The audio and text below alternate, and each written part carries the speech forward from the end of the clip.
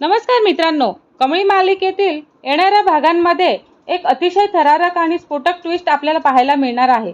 कारण आता कामिनी एक अत्यंत धोकादायक डाव खेळणार आहे आणि ज्यामुळे सरोजाच्या जीवावरती उठणार आहे मोठं संकट. आणि हे संकट कसं काय पार पडतं आणि कोण पार पाडणार आहे ते आपल्याला या भागामध्ये बघायला मिळणार आहे. पण त्याआधी जर तुम्ही आमच्या चॅनलला सबस्क्राईब केलं नसेल तर सबस्क्राईब करा आणि व्हिडिओ आवडल्यास लाईक द्यायला विसरू नका. तर आपण पाहतो की सकाळची वेळ असते. अनामिका आणि ऋषी दोघेही एक महत्त्वाच्या कामासाठी मंदिरामध्ये जाण्यासाठी तयार असतात आणि ते घरातून बाहेर पडलेले असतात.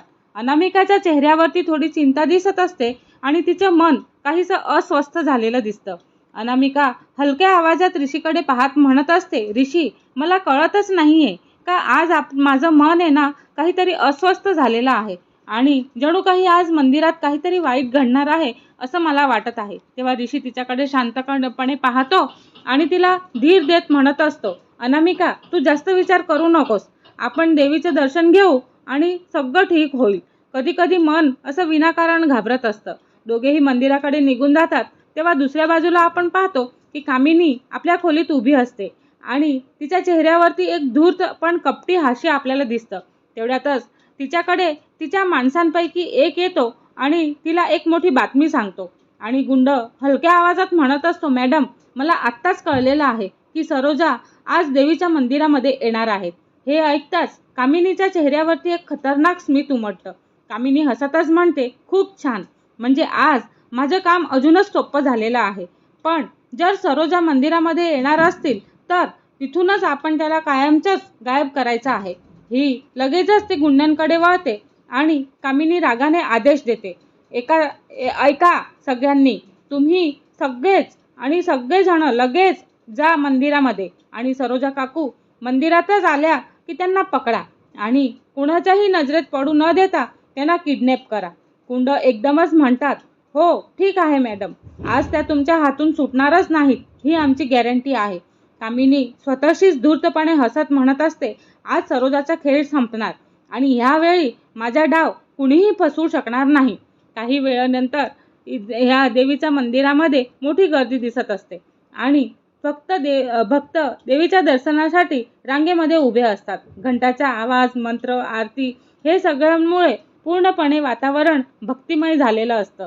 आणि त्याच वेळी सरोजा मंदिरामध्ये येते आणि त्याच्या चेहऱ्यावरती भीती आणि घाई थोडी दिसत असते.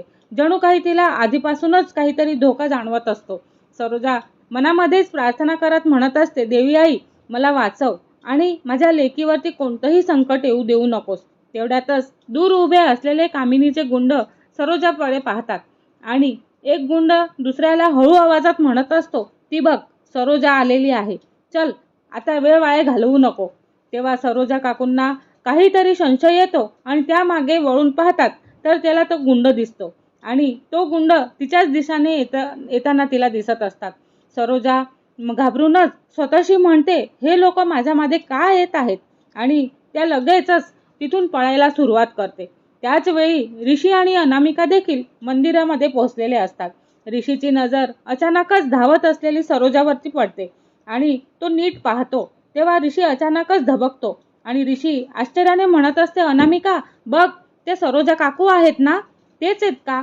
तेव्हा अनामिका त्या दिशेने पाहते आणि तिच्या चेहऱ्यावर पण धक्का स्पष्टच दिसतो आणि अनामिका घाबरून म्हणते, हो ऋषी, त्या सरोजा काकूच आहेत आणि त्यांना कोणीतरी मागे धावत आहेत बघ. तेव्हा ऋषी लगेचच परिस्थिती ओळखतो आणि ऋषी घाईमध्ये म्हणत असतो, अनामिका, तू इथेच थांब, मी सरोजा काकूंना वाचवतो. आणि ऋषी एक क्षणही न लावता सरोजा काकूंच्या दिशेने धावतच येतो. गुंड सरोजा काकूंना पकडायला अगदी जवळ आलेले असतात आणि तेवढ्यातच ऋषी अचानकच त्यांच्या समोर येतो. ऋषी रागाने म्हणतो, थांबा, कोण आहात तुम्ही? सरोजा काकूंच्या मागे का लागलेला आहात? काय पाहिजे तुम्हाला? तेव्हा गुंड ऋषीला बाजूला ढकलण्याचा प्रयत्न करतात पण ऋषी धैर्याने त्यांना अडवतो आणि ऋषी मोठ्याने ओरडतो, सरोजा काकू, पटकन इकडून पळा.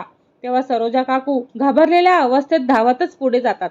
अनामिका दूर उभी राहते आणि हे सगळं पाहतच असते. देवाकडे प्रार्थना करत असते की अनामिका मनामध्ये म्हणते, देवी आई, ऋषी आणि सरोजा काकूंना काहीच होऊ देऊ नकोस.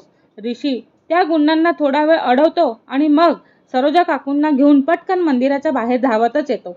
बाहेर येताच तो सरोजा काकूंना आपल्या गाडीमध्ये घेऊन जातो आणि ऋषी घाईघाईत म्हणत असतो, सरोजा काकू पटकन गाडीमध्ये बसा आणि मी इथेच थांबलेलो आहे आणि आपण इथे जर थांबलो तर धोका वाढेल. सरोजा काकू थरथरत गाडीमध्ये बसतात.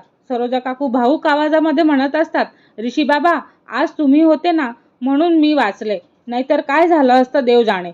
ऋषी गाडी सुरू करत म्हणतो, आता काळजी करू नका काकू, मी तुम्हाला सुरक्षित ठिकाणी घेऊन जातो. काही वेळानंतर ऋषी सरोजा काकूंना थेट आपल्या घरीच घेऊन जातो आणि सरोजा काकू गाडीतून उतरतात आणि घराकडे पाहत भाऊक होतात आणि म्हणतात, हळू आवाजात म्हणत असतात, आज देवी आईनेच मला वाचवलेलं आहे आणि देवी आईनेच मला तुमच्याकडे परत आणलेलं आहे. तेव्हा दुसऱ्या बाजूला कामिनी आपल्या खोलीमध्ये बसलेली असते. तेवढ्यातच तिचे गुंड परत येतात.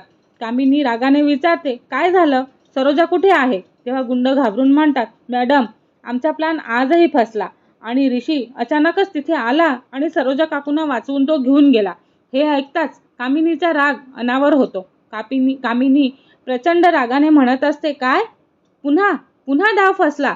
ऋषी ह्यावेळी माझ्या मार्गात आल्यास पण पुढच्या वेळी मी तुला सोडणार नाही. आता पुढे काय होणार? कामिनी पुन्हा कोणता नवीन डाव रचणार की सरोजा काकू सुरक्षित राहतील का आणि ऋषीला कामिनीचा ह्या कटाचा पत्ता लागणार का? हे सगळं पाहणं खूपच थरारक ठरणार आहे आणि त्यासाठी आमच्या चॅनलला लाईक, शेअर आणि सबस्क्राईब करायला विसरू नका. धन्यवाद.